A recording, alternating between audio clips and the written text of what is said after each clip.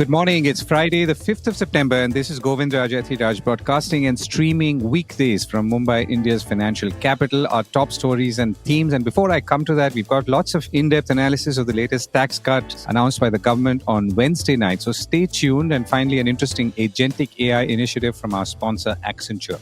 And now, the top story: stocks jump on GST rate cuts. The clothing industry gets a shock, as do premium economy and business travelers. So the big question: will demand and consumption rise because of lower consumption tax? The unfinished agenda on GST reform. And more use cases for agentic AI, including in areas you may not have thought of.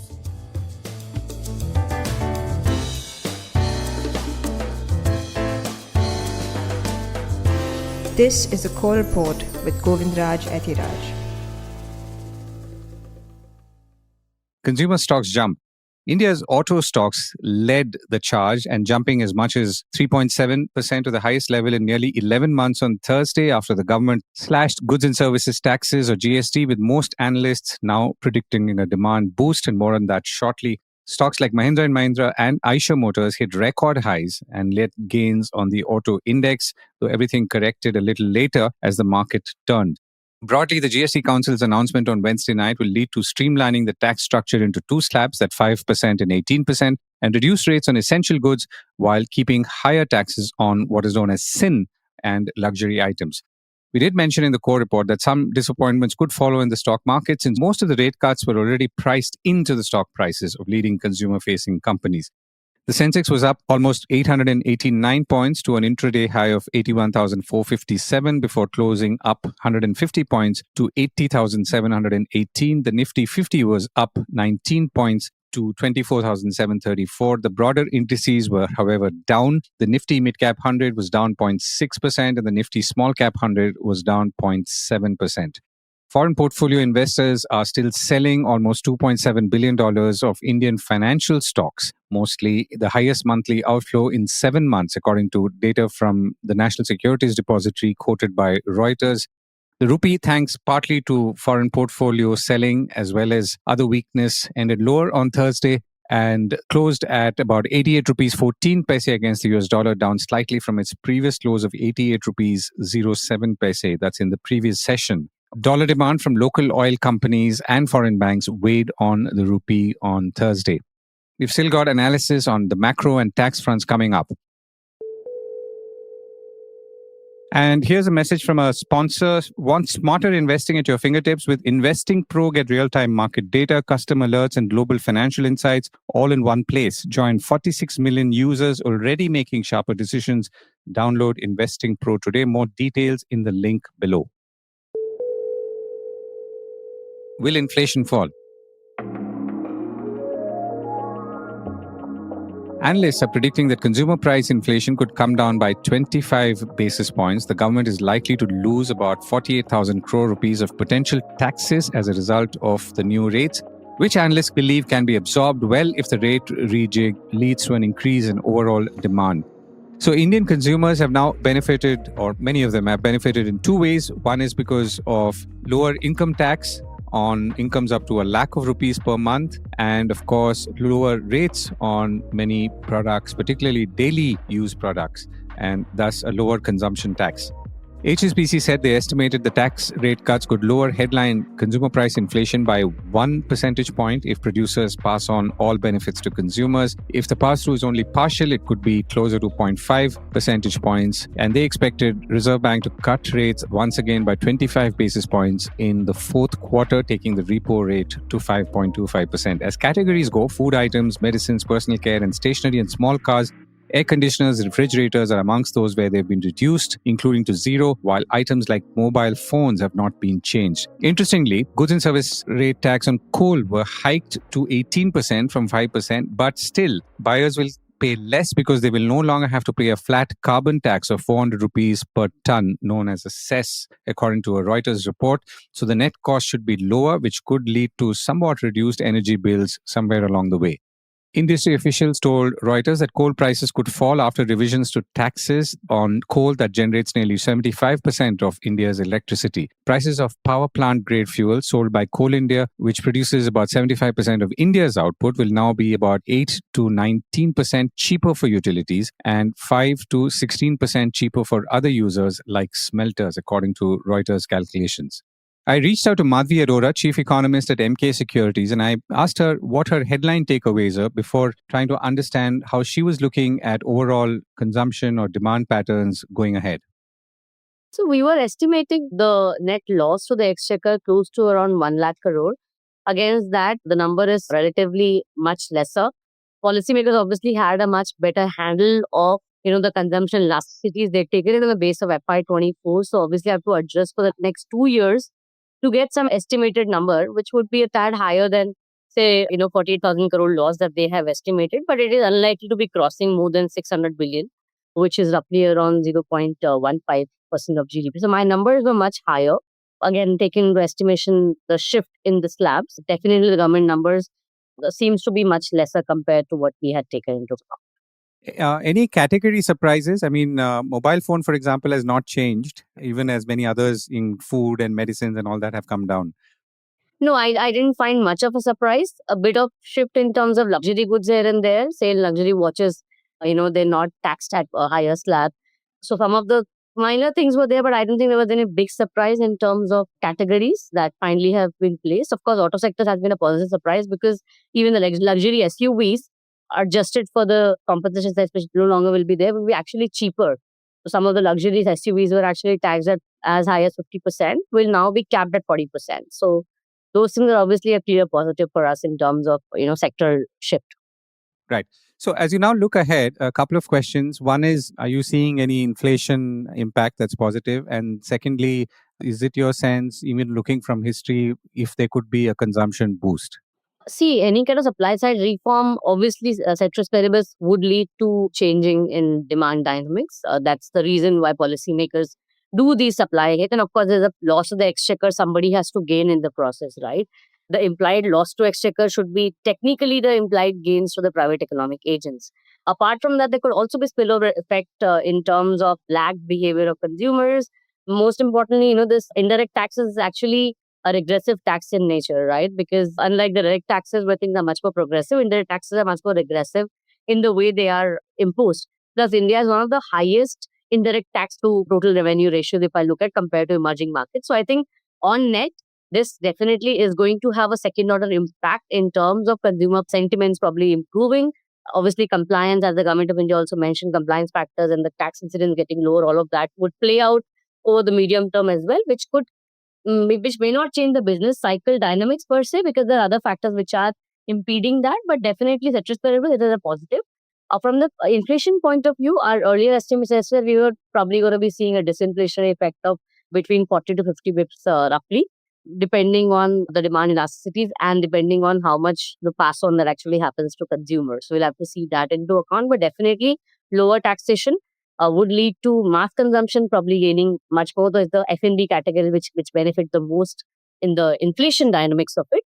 But we'll see how that plans out, as we get into the next year. Right. Last question. So is there anything that you're looking out for? You want to wait and see either the final fine print or anything like that? So I think I would be more keen on understanding the net fiscal impulse that we're going to get from this. So there are 2 or 3 things that are important to watch for. One is the fact that any fiscal hit that happens will be disproportionately borne by the states, because states not only get a share of it in SGST but also get a part of devolution-led money from the CGST as well. The states get a disproportionate hit. And at this point in time, state fiscal is actually much more fragile than central fiscal in terms of the quality of the fiscal book, because last 1.5 years, they have actually moved their spending skewness more towards revenue expenditure versus capital expenditure. There's been a bit of a shift in the way they are spending. And if you look YTD also, states are actually much more strained than center. Center's fiscal is also looking pretty fragile. Insofar, the gross tax revenue is less than 1% growth versus 12-13% plus growth that is implied from the provisional numbers. I'll watch out for how much is the net fiscal slippage that you will see by the end of the year, because that will be equivalent to the net aggregate demand because of the so-called fiscal impulse that the economy may enjoy. policymakers have buffers, say in the form of higher RBI dividend, even PSC dividend for that matter. At the same time, you may actually see benefits coming from no slippage and divestment. The talks that they would be able to go through with the IDPI sell-off as well as the LIC stake sale. So all of that could be positive levers, but we'll also see, how the government is going to manage its expenditure side. Are they going to see any expenditure cuts at the margin so as to manage the fiscal deficit, or they may even come ahead with some kind of a fiscal subsidy to export sectors which are going to get hit by tariff, or maybe credit guarantees which are not necessarily fiscally impacted per se on the books. So we'll see how it finalizes. But by the end of the year, I would want to see what is the net fiscal impulse coming from the government of India, because that is what will be equivalent to the aggregate demand that will be enjoyed by the economy. Right. Madhavi, thank you so much for joining me. The big takeaways. The key takeaway from a business and enterprise point of view from the new GST rates is obviously the rationalization of the current 4-tiered tax rate structure into a 2-rate structure with a standard rate of 18% and a merit rate of 5%. A special demerit rate of 40% is for a few goods and services. The rationalization is aimed at and expected to simplify compliance, minimize cascading tax, and obviously make Indian industry more competitive. A GST appellate tribunal will be operationalized for accepting appeals before the end of this month and will commence hearing before the end of December 2025. I reached out to tax expert Ajay Rotti and founder of Tax Compaas, and I began by asking him what his headline takeaways were and also what was the unfinished agenda at this point of time. I think, Govind, this is quite a substantial change. A lot of the times we hype reforms to say 2.0, 3.0, etc. And here I think we are at GST 2.0. I think the fundamental thing, without getting into each category of goods, etc., and that's not really the main point, is that we moved from a 4-band rate to 2. Most of it is at 18, some of the essentials at 5, and few things at 40, which in my view is almost ideal structure. It's as good and as close to a single rate as we can be. In my view, I don't think we can get to a single rate given where we are as a country in terms of inequality. There needs to be a lower rate for essentials given our income levels, etc. So I think this is quite ideal. What has really happened is what started as a 4-rate thing was more of a political compromise. We had to somewhere start. States were giving up their right to tax goods. They were losing revenue. Therefore, you had to agree a rate which worked for everybody, and that's where we started, and this had to be changed. Now, whether today is the right time, could we have done it 2 years ago, is something that's more according to me. We have started today. So I think overall the structure has clearly changed with almost most things falling at 18% and 2 exceptions, one at 40 and one at 5. So structurally, this becomes a much more simpler regime than the past, fewer classification disputes. You heard the revenue secretary say this, that these classification disputes was not anyway yielding them too much revenue, but was taking up a lot of time and efforts. So there will be fewer classification things. So I think overall, good changes on the rate rationalization. Right. Okay. And if you were to now look at the unfinished agenda, and when I say unfinished agenda, I mean in terms of what we could have hoped or expected at this point of time, not something that's idealistical and future. So I think what is unfinished, couple of big things, which, like you rightly said, need not wait for long, can be done here and now or immediately after this rate rationalization since it's behind them. One is on the administration overall. We went into a dual structure of GST knowing well why we were doing it. Again, because of the compromise with the state. So there's a state GST authority, a central GST authority. We go back to pre-GST. It is very stark for service sector, banks, telecom companies, software companies, people like that, because service tax was a single registration centrally run. Today, if they are present in 20 states, there's 20 officers technically who can break down their neck, ask for the same details, take varying positions. I'm dealing with certain situations where on the same transaction, 2 states are taking 2 different views. And state officers are still not trained so much. There's been an ask for some of the people to have a centralized registration. You want to do 20 states, it's okay, but let there be one person who's calling for information. I think on administration, there is a need and there was a scope to do a lot of things here and now to look at how you could streamline some of this, make it more consistent. That's one. Second, similar breadth on litigation. we've gone nowhere. The GST tribunal is not functional. Thankfully, yesterday's recommendations, one of them is on the GST council to make it operational. There's some small step there, but there's a lot of distance there to cover in terms of pending litigation that's there. How long will these tribunal take to clear those? Because please remember, all the GST litigation is bottled up with tribunal not being there. So on administration and litigation, there's a lot more we could have and should have done right now. Let's hope it happens sort of in the near future. The rates kick in from September 22 for businesses for whom, let's say, a lot of products are in the pipeline, either moving or traveling. Or how does that work? Is there anything to be concerned about, or can it be all resolved on the system? So there are some concerns there, clearly, and it happens whenever there's a rate lowering of the rates. So I'll take an example, stationery, for example, and it's on the top of my mind. Somebody who's bought stocks, and assume you have 1 or 2 crores of stocks that's sitting with you and you bought it with GST. Now, stationery will not be liable to GST going forward. And what happens on your input cost, you reverse it, you get a refund for an interim period. What will be the transition mechanism? I think we'll have to wait for some of these things, how they'll come out. There will be some concerns there, no doubt at all. Most of the essentials have gone down.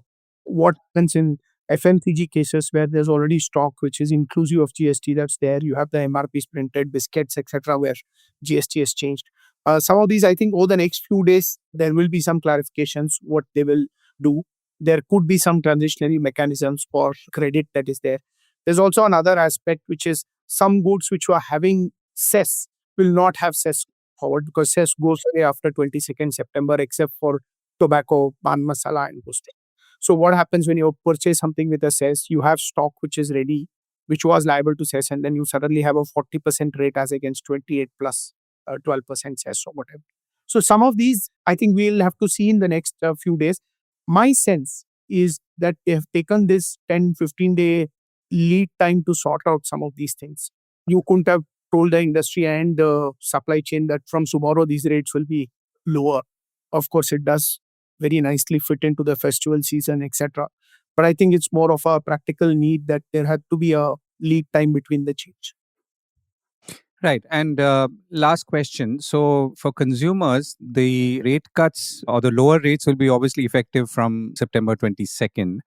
If, for example, they've paid for things ahead and so on, what happens? I mean, if you've booked a car and you've paid something right now or 10 days ago. So if GST has already been paid, that's one actually, because you paid it in advance. It's not only that, Govind, there are few other, getting into technicalities, but important. Take, for example, health insurance. It becomes 18-0. Now, what happens is, earlier, if you had a 18% output and there was some input on commission that the insurers paid for distribution or rent that they paid, etc., they could unlock that GST credit. Now, they can't go from 18-0. So if your insurance premium was 100 plus 18 of GST, you cannot today go to 100. Because if they go to 100, then whatever is the ITC that's not unlocked becomes a cost for them. So we may not actually see a 18-18 reduction, for example, in health insurance. We may not see it even in hotels. Hotels, room stays, they've got it on from 12 to 5. Even there may be some adjustment for input credit, so the prices may not fall 7%. Some of this we'll have to see. And what will come is the point you made at the beginning, which is what happens to some of these credits that's already been paid. If it becomes a cost, how do you adjust? I think next 10-15 days is going to be interesting on some of these to see where those things settle. Also important that we don't have the anti-profiteering body anymore. Here you could go to the anti-profiteering body if there was no reduction, because the GST law is very clear that if there is a rate change or there's any benefit of input tax credit, that has to be passed on and an appropriate adjustment has to be made in the price. There was a national anti-profiteering authority which was disbanded for a variety of reasons. Then it went to CCI, from CCI to GST Appellate Tribunal. Now we don't have a body where you can go. The businesses are expected to adjust it in all good faith. So we'll have to wait and see how that will play out. Right. And I'm sure I'll come back to you in about 2 weeks' time. Thank you so much, Ajay, for joining me. Thank you, Govind. Bless you. The clothing industry is upset as goods and services tax was raised to 18% from 12% on apparel and clothing accessories that cost more than 2,500 rupees, which could hurt global and local brands. And the global ones include Marks and Spencer's, Levi's, and Zara. The clothing industry has already been campaigning for relief on the exporting front, and clearly this is not the best time for them to be switching produce or product to the local market, given the field is narrower. The International Air Transport Association has expressed disappointment after the GST Council raised taxes on premium economy, business, and first class tickets to 18% from 12%. The IATA said that India has been an amazing aviation story with its impressive growth, record aircraft orders, and world class infrastructure. Aviation has the potential to contribute to India's economic growth, both directly as Indian Airlines grow and indirectly through increased connectivity for travelers and businesses. And thus, it's disappointing to hear of a decision to increase the GST on non-economy travel with no clear justification. That was from Sheldon He, the Regional Vice President, Asia Pacific of the IATA. While air travel cost in non-economy classes will increase, the Council has kept economy fares, that's the GST on economy fares, unchanged at 5%. The B School Challenge. Accenture is running the 9th season of its B School Challenge 2025 with a theme of driving process reinvention for enterprises through agentic AI. The finale is on the 11th and 12th of September, and you can catch some of those highlights on the core. We are media partners. I will also be hosting a panel discussion on agentic AI with industry experts. Ahead of that, I spoke with Kaushik Sanyal, Managing Director for Data and AI Business for Strategy and Consulting Global Network at Accenture. And I began by asking him what were some of the more cool and interesting AI applications, that's agentic AI applications, he was seeing right now. Agentic applications are now practically everywhere. You can always think, oh, it's happening here and it's happening there, and you once not sure. But what I saw a couple of days back was how communications providers are using agentic applications in their network operations centers and security operations centers. And that's something that, when we were always envisioning where agentic applications could potentially come in, was never in the first of the list. So to see those applications come in, work on the whole sort of mundane tasks that people do on those things, or even doing some of the error rectifications and other things, it was just amazing to see. And can you give us a little more insight on that? I mean, because usually agentic AI, as people like me would understand, would be consumer facing. And in this case, I think it sounds like this is more intra-enterprise. So intra-enterprise is another major area, Govind, where we are seeing right now agentic applications coming in. Companies are solidly investing in agentic applications to improve their productivity. One key area that I see a lot of people talk about, and I'll go back to the network thing, but one key area that I see people talk about is how they're even doing in terms of responding to requests for proposals. What would probably take few consultants days to assess and then respond to proposals, people are just going into these applications, going through, understanding what they're saying, coming back, figuring out what the ask is, figuring out what the differentiators are, and then potentially putting their company's responses very effectively in hours that would have probably taken days, if not weeks, to respond. So that's one interesting thing. But where I see this network thing was that, company is now saying, okay, what used to be manned by a lot of individuals, could I start to have agents look into it, look at simple L1 errors, look at how to do the error rectification, look at the charts and making sure everything is working fine. What was human eyes was looking at it, it's now agents doing that thing work and working through that thing as agents do tirelessly 24/7. So that's a lot of things, of a lot of mundane work that you can see the agents really operating at scale and doing things in a more effective, productive fashion.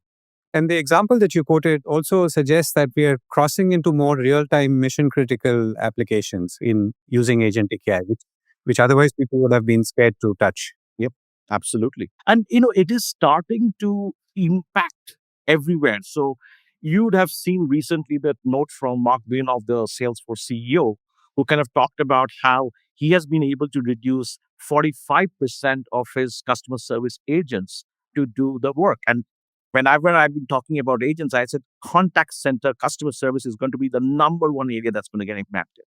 The number two area that's going to get impacted are all your business ops, whether it's finance ops, your supply chain ops, your procurement ops, your HR ops. Those are the things that's going to get impacted, because the people working on them for most organizations are not close to you.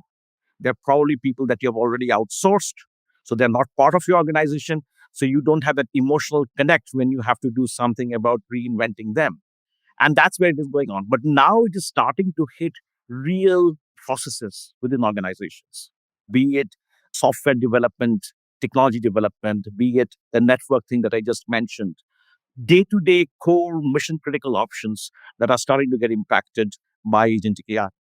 And are there any Indian examples that you're seeing? I mean, without necessarily naming any specific companies or businesses?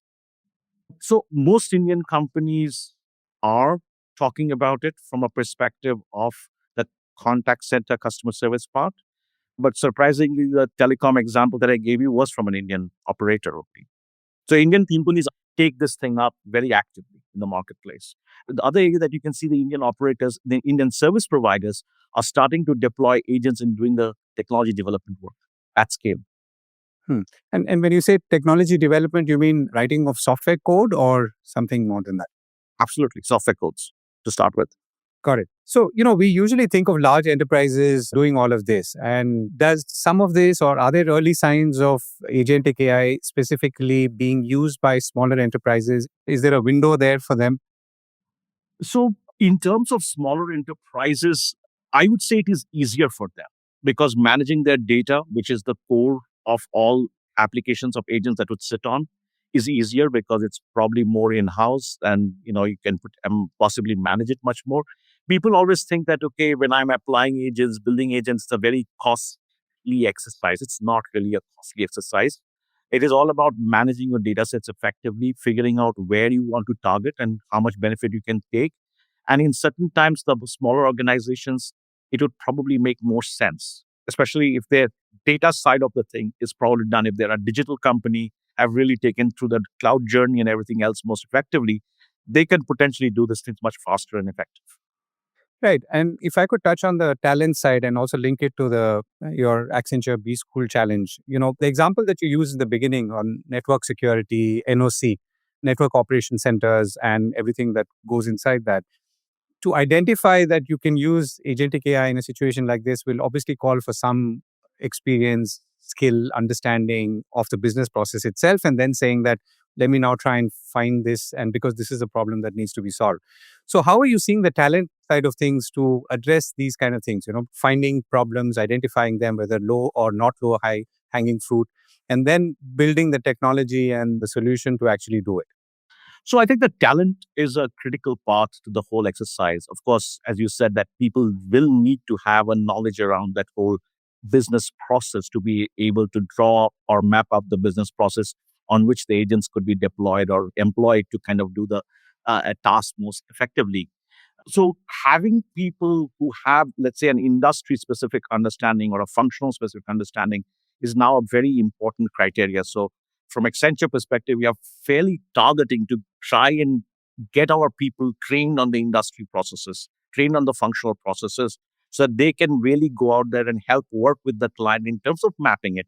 Now, every company will have its own nuanced changes within those processes, but the generic process to a large extent for many of these larger business activities remains the same. And that's where these companies do come into play. And that's where having people with that business mindset, knowledge about the business processes is very important for us as we look for the right talent. Right. And what's your own encounter or experience been with this cohort of young people who are coming in and the kind you would encounter, let's say, at a B School Challenge? And what would you expect from them? Or alternatively, how would you guide them into this world? So, two things. I think there are two questions that you have over here. So, first thing is what I think is happening is across schools, I'm seeing a lot more appreciation of AI and the applications of AI today among the people that I'm encountering. Many of them, if not having a hands on knowledge about the capability or the skills, at least have a very strong understanding of what it brings to a table and how they could potentially work with it to further their careers. So that's one good thing that is happening.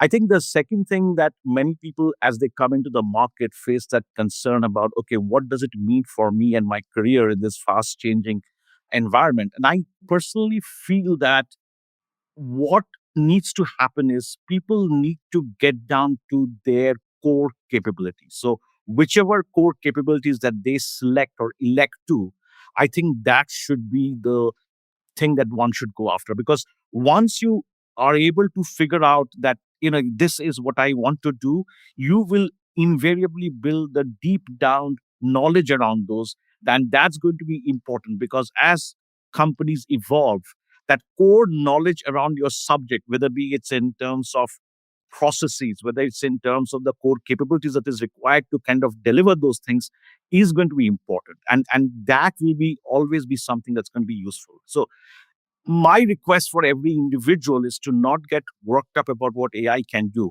but be clear about how AI can help them in their work that they do, and to specialize in the core areas of what they want to do. Could be mechanical, could be electrical, could be finance, could be accounting. Just do your job very well. Don't try to do multiple different things. Right. That's a good note to end on. Kaushik, thank you so much for joining me. Thank you.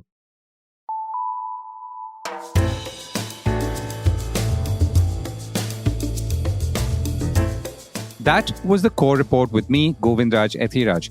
Do stay connected with more of our coverage at the Core. You can check out our website or sign up to our newsletter for our exclusive stories, one in-depth feature a day on www.thecore.in. Do also track us on LinkedIn, where we usually post synopses or extracts of our top stories and interviews. We would love your feedback on how we can make business more interesting and relevant, including, of course, India's vibrant manufacturing sector. So write to us at feedback@thecore.in, and thank you once again for listening.